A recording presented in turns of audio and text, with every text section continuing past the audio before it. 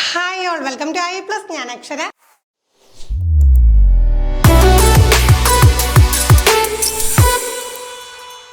നമ്മുടെ കേട്ടഡ് എക്സാമിനേഷൻ സ്ഥിരമായിട്ട് സൈക്കോളജി മനഃശാസ്ത്രം എന്നുള്ള ഏരിയയിൽ നിന്ന് ചോദിക്കുന്ന ഒരു മേഖലയാണ് സമായോജന തന്ത്രങ്ങൾ.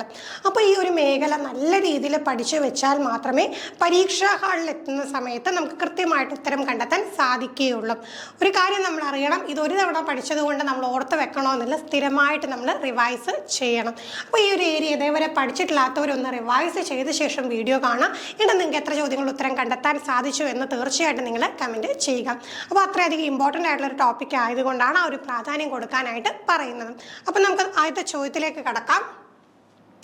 താഴെ തന്നിരിക്കുന്നതിൽ സമായോജന തന്ത്രം അല്ലാത്തത്, ഈ കൂട്ടത്തിൽ സമായോജന തന്ത്രം അല്ലാത്തത് ഏത്? ദമനം, നിഗമനം, പ്രക്ഷേപണം, ഉദാത്തീകരണം. അപ്പോൾ സമായോജന തന്ത്രങ്ങൾ ഏതൊക്കെ ഉണ്ടെന്ന് അറിഞ്ഞാൽ മാത്രമേ ഈ കൂട്ടത്തിൽ എന്താണ് സമായോജന തന്ത്രം അല്ലാത്തത് ഏത് എന്ന് കണ്ടെത്താൻ സാധിക്കുകയുള്ളൂ. കൃത്യമായിട്ട് ലിസ്റ്റ് എഴുതി തന്നെ പഠിക്കാം. അപ്പം അങ്ങനെ നമുക്ക് നോക്കുമ്പോഴത്തേക്ക് ഇതിലല്ലാത്തത് ഏതാണ്? നിഗമനമാണല്ലേ. നിഗമനം എന്ന് പറയുന്നത് ഒരിക്കലും സമായോജന തന്ത്രമല്ല. അപ്പോൾ എന്താണ് ഈ സമായോജന തന്ത്രം എന്ന് പറയുന്നത്?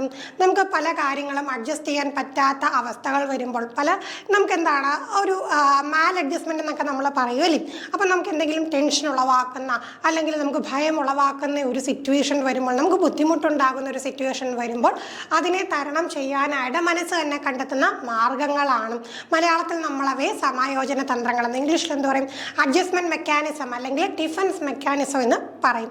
അപ്പോൾ എപ്പോഴും എന്താണ് നമുക്ക് പലതരം അഡ്ജസ്റ്റ്മെന്റിലൂടെ മാത്രമേ ഈ ഒരു നമ്മുടെ എൻവയോൺമെൻറ്റുമായിട്ട് നല്ല രീതിയിൽ ഇഴുകി ചേർന്ന് പോകാനായിട്ട് സാധിക്കുകയുള്ളൂ. അപ്പോൾ പല കാര്യങ്ങളും നമുക്ക് എന്താണ് അഡ്ജസ്റ്റ് ചെയ്ത് പോകാൻ പറ്റാത്ത കാര്യങ്ങളായിരിക്കും. അങ്ങനെ വരുമ്പോൾ ഇത്തരം തന്ത്രങ്ങൾ ഉപയോഗിച്ചുകൊണ്ട് മനസ്സ് എന്ത് ചെയ്യും? നമ്മളെ ഒന്ന് ബാലൻസ് ചെയ്ത് കൊണ്ടുപോകും. അപ്പോൾ ആ ഒരു കാര്യമാണ് ബേസിക് ആയിട്ട് അറിയേണ്ടത്. ഓരോന്നിൻ്റെയും ഡീറ്റെയിൽ ആയിട്ടുള്ള എക്സ്പ്ലനേഷനും ക്ലാസ്സുകളും ഒക്കെ നമ്മുടെ ആപ്പിൽ അവൈലബിൾ ആണ്. നമ്മുടെ ചാനലിലാണെങ്കിലും ഒരുപാട് വീഡിയോസ് ഫ്രീ ആയിട്ട് അവൈലബിൾ ആണ്. അതൊക്കെ നിങ്ങൾ ചെക്കൗട്ട് ചെയ്യുക. അടുത്ത ചോദ്യം ഇതാണ്: സമായോജന തന്ത്രങ്ങൾ ഏതെങ്കിലും വിധത്തിലുള്ള ഉത്കണ്ഠയിൽ നിന്ന് രക്ഷ നേടുന്നതിനുള്ള മാർഗങ്ങളാണ് എന്നും ആദ്യമായി തിരിച്ചറിഞ്ഞ മനഃശാസ്ത്രജ്ഞൻ. ഇപ്പം ഐഡിയ നിങ്ങൾക്ക് കൃത്യമായിട്ട് കിട്ടിയല്ലോ. എന്താണ്? നമുക്ക് ഏതെങ്കിലും തരത്തിലുള്ള ഒരു ആൻസൈറ്റി, ഒരു ടെൻഷൻ, ഒരു ഫിയർ, ഒരു പേടിയൊക്കെ വരുന്ന സമയത്ത് എന്താണ് അതിൽ നിന്ന് രക്ഷ നേടണം. അപ്പോൾ അതിങ്ങനെ നിന്ന് കഴിഞ്ഞാൽ പ്രശ്നമാണ്.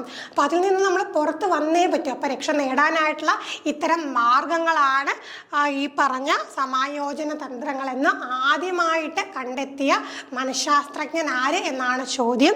Skinner, Guilford, Pavlov, Sigmund Freud. അപ്പം ഇത്തരത്തിൽ മനസ്സിൻ്റെ പ്രശ്നങ്ങളൊക്കെ ആയിട്ട് ബന്ധപ്പെട്ട് കുറേ ഡീറ്റെയിൽ ആയിട്ട് അനലൈസ് ചെയ്തിട്ടുള്ള വ്യക്തി ആരാണ്? മറ്റാരും അല്ല, സിഗ്മണ്ട് ഫ്രോയിഡ് തന്നെയാണ്. കൃത്യമായിട്ട് പഠിച്ചു വെക്കാം. സമായോജന തന്ത്രങ്ങൾ പഠിക്കുമ്പം തന്നെ അതുമായിട്ട് ബന്ധപ്പെട്ട വ്യക്തി ആര്? സിഗ്മണ്ട് ഫ്രോയിഡ് എന്നുള്ള കാര്യം കൃത്യമായിട്ട് പഠിച്ച് വെക്കാം. അടുത്ത ചോദ്യം ഇപ്പം നോക്കിക്കേ. ഇനി നമുക്ക് ഓപ്ഷൻസ് കണ്ടില്ലേ? പല തരത്തിലുള്ള ഈ ഒരു സമായോജന തന്ത്രങ്ങളാണ് ഓപ്ഷൻസിൽ കാണാൻ കഴിയുക. ചോദ്യം എന്തായിരിക്കും? ഓരോ കേസുകളായിരിക്കും നമ്മുടെ മുമ്പിലേക്ക് കേസുകൾ വരും. അപ്പോൾ ആ കേസുകൾ മനസ്സിലാക്കിക്കൊണ്ട് എന്താണ് അവിടെ പ്രയോഗിച്ചിട്ടുള്ള ഏത് സമായോജന തന്ത്രം എന്ന് കണ്ടെത്തുക. നോക്കാം. ഷമീർ ബ്രസീൽ ഫുട്ബോൾ ടീമിന്റെ ആരാധകനാണ്. ബ്രസീലിന്റെ വിജയം അവനെ എപ്പോഴും ആഹ്ലാദഭരിതനാക്കുന്നു. ഇവിടെ പ്രകടമാകുന്ന സമായോജന തന്ത്രം ഏത്? ദമനം, താദാത്മീകരണം, അടിച്ചമർത്തൽ, അനുപൂരണം. അപ്പം നോക്കിക്കേ, ഇവിടെ നമുക്ക് കാണാൻ കഴിയുന്നത് ഏത് തരത്തിലുള്ള സമായോജന തന്ത്രമാണെന്നാണ്. അപ്പം നമുക്കറിയാം താദാത്മീകരണമാണല്ലേ. അപ്പം ഇവിടെ എന്താ സംഭവിച്ചത്? മറ്റുള്ളവരുടെ വിജയം തൻ്റേതും കൂടിയാണ് എന്ന് മനസ്സിനെ പറഞ്ഞ് മനസ്സിലാക്കിക്കൊണ്ട് എന്ത് ചെയ്യാം? ഒരു സന്തോഷം കണ്ടെത്തുന്നതാണ്. അപ്പോൾ അവിടെ നോക്കിക്കേ, ഇതിപ്പം ചില സമയത്ത് ഇപ്പോൾ ഫുട്ബോൾ ആരാധകൻ പോലെ അങ്ങനെയുള്ള ചോദ്യം നമ്മൾ കണ്ടു. അതല്ലെങ്കിൽ എന്ത് ചെയ്യും? ഏതെങ്കിലും ഒരു സിനിമാ താരത്തിൻ്റെ ആരാധകനാണ്. ആ സിനിമയുടെ വിജയം, ആ ഒരു താരത്തിന് അവാർഡ് നേടിയത് സ്വന്തം വിജയമാണ്, സ്വന്തം നേട്ടമാണ് എന്ന രീതിയിൽ കണ്ട് സന്തോഷിക്കുകയാണെങ്കിൽ അവിടെ എന്താണ്? താദാത്മീകരണമാണ് അവിടെ കാണാൻ കഴിയുന്ന ഒരു സമായോജന തന്ത്രം എന്നത്. അടുത്ത ചോദ്യം: ഗുണപരമല്ലാത്ത ഒന്നിനെ ഒളിപ്പിക്കുന്നതിന് പൊതുവെ സ്വീകരിക്കപ്പെടുന്ന മാർഗം ഉപയോഗിക്കുന്നത് ഏത് തരത്തിലുള്ള സമായോജന തന്ത്രമാണ്? അപ്പോൾ ഗുണകരമല്ലാത്ത ഒന്നിനെ ഒളിപ്പിക്കണം. അപ്പോൾ അതിന് വേണ്ടിയിട്ട് എന്ത് ചെയ്യുന്നു? ആ ഒരു പർട്ടിക്കുലർ കാര്യത്തിന് വേണ്ടിയിട്ട്, അപ്പോൾ ആർക്കും എന്താണ് ഗുണമില്ലാത്ത ഒരു കാര്യമാണ്, അതിനെ ഒളിപ്പിക്കുന്നതിന് എന്ത് ചെയ്യുന്നു? പൊതുവെ സ്വീകരിക്കപ്പെടുന്ന മാർഗം ഉപയോഗിക്കുന്നു. അപ്പം ഗുണകരമല്ലാത്ത ഒന്നിനെ ഒളിപ്പിക്കാം, അതിന് പകരം എന്ത് ചെയ്യും, അതിന് വേണ്ടിയിട്ട് പൊതുവെ സ്വീകരിക്കപ്പെടുന്ന മറ്റൊരു മാർഗം ഉപയോഗിക്കുന്നു. അത് എന്ത് തരം സമായോജന തന്ത്രമാണ്? താദാത്മീകരണം, അനുപൂരണം, ഉദാത്തീകരണം, നിഷേധം. അപ്പം ഏതാണ് ഇവിടെ വരുന്നത്? ഇപ്പം നമ്മൾ മനസ്സിലാക്കേണ്ടത് ഈ ഗുണപരമല്ലാത്ത ഒന്നെന്ന് പറയുന്നത് ഉത്കണ്ഠ ജനിപ്പിക്കുന്ന ഒരു സംഗതിയാണ്.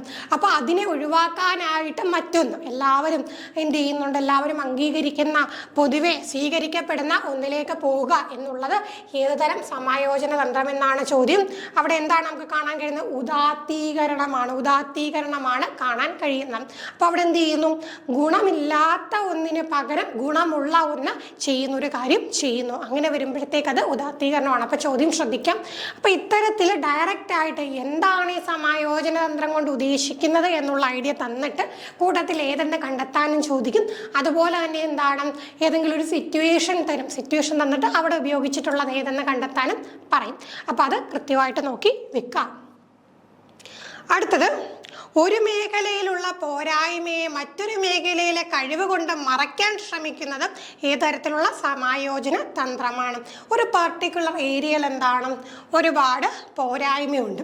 അപ്പം ആ ഒരു സംഗതി ഓർത്ത് ദുഃഖിച്ചിരിക്കുന്നതിന് പകരം, ഉത്കണ്ഠയോടുകൂടി ഇരിക്കുന്നതിന് പകരം മറ്റൊരു മേഖലയിൽ എന്ത് ചെയ്യാം, മറ്റൊരു മേഖലയിൽ നല്ല രീതിയിലൊക്കെ ആ ഒരു കഴിവ് ഉപയോഗിച്ചു ആദ്യം പറഞ്ഞ ആ ഒരു കഴിവ് കുറഞ്ഞ മേഖലയെ മറയ്ക്കാൻ ശ്രമിക്കുന്നത് അത് ഏത് തരം സമായോജന തന്ത്രമാണ്? അപ്പോൾ ഇതൊക്കെ നമുക്ക് എന്താണ് ക്ലാസ് റൂം കോണ്ടെക്സ്റ്റിൽ ചോദിക്കാറുള്ളതാണ്. അപ്പോൾ എന്താണ്, ഇപ്പോൾ സ്പോർട്സിൽ പിന്നാക്കം നിൽക്കുന്ന കുട്ടി ആർട്സിൽ നന്നായി പെർഫോം ചെയ്യുന്നു, അപ്പം അതിൽ സന്തോഷം കണ്ടെത്തുന്നു എന്നൊക്കെ പറയുമ്പോഴത്തേക്ക് അങ്ങനെ ആ ഒരു ലെവലിൽ, ആ ഒരു ആപ്ലിക്കേഷൻ ലെവലിൽ ചോദ്യങ്ങൾ വരും. അങ്ങനെയുള്ള ചോദ്യങ്ങൾ ചോദിച്ചു കഴിഞ്ഞാൽ മനസ്സിലാക്കുക അവിടെ എന്താണ്, ഒന്നിന് പകരം ഒന്ന് എന്നുള്ള രീതി.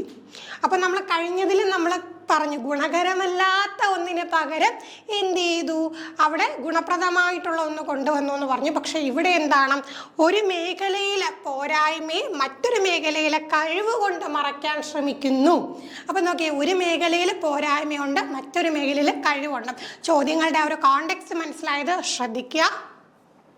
അവിടെ എന്താ നമുക്ക് കാണാൻ കഴിയുന്ന, അനുപൂരണമാണ്, കോമ്പൻസേറ്റ് ചെയ്യുക എന്നതാണ്.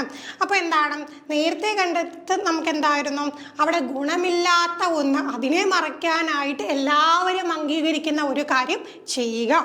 ഇവിടെ നോക്കിക്കേ, ഒരു മേഖലയിൽ പോരായ്മയെ മറയ്ക്കാൻ കഴിവുള്ള മറ്റൊരു മേഖലയെ എന്ത് ചെയ്യുക, അത് നല്ല രീതിയിൽ പെർഫോം ചെയ്തുകൊണ്ട് ശ്രമിക്കുന്നതാണെങ്കിൽ അവിടെ നമുക്ക് എന്ത് കാണാനായിട്ട് സാധിക്കും, അവിടെ എന്താ അനുപൂരണമാണ് നമുക്ക് കാണാൻ സാധിക്കുന്നത്. അപ്പം ഈ ഒരു ടോപ്പിക്കിനെ കുറിച്ച് കൃത്യമായിട്ട് പഠിച്ചിട്ട് വന്നവർക്കാണെങ്കിൽ വലിയ ബുദ്ധിമുട്ടുണ്ടാവില്ല ഉത്തരം കണ്ടെത്താനായിട്ടും. എന്നാൽ ഈ ഒരു മേഖല ആദ്യമായിട്ട് വർക്കൗട്ട് ചെയ്യാൻ വരുന്നവരെ സംബന്ധിച്ചിടത്തോളം ഒരു ഉത്തരം പോലും കിട്ടാനും സാധ്യതയില്ല. കാരണം അത്ര എന്താണ്, നമ്മൾ ഡീറ്റെയിൽ ആയിട്ട് പഠിച്ചാൽ മാത്രമേ ഇത്തരം മേഖലകളിൽ നിന്ന് നമുക്ക് കറക്റ്റ് ഉത്തരം കണ്ടെത്താൻ സാധിക്കുള്ളൂ. നമുക്ക് ഗസ് ചെയ്തൊന്നും ഉത്തരം കണ്ടെത്താൻ കഴിയുന്ന ഒരു മേഖലയല്ല.